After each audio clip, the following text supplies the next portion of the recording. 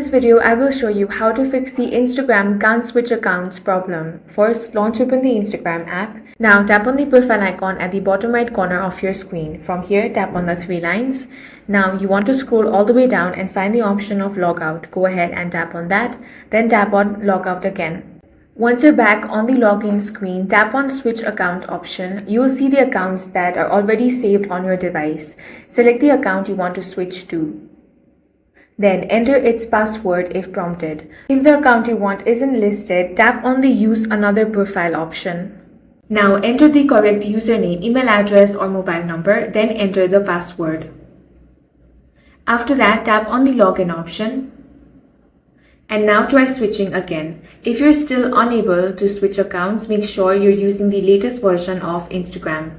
To do that, launch open Play Store or App Store and search for Instagram. If you find the update option, tap on that and update the app to the latest version. You can also clear the app's cache. For that, long press on the Instagram app, then tap on the app info icon.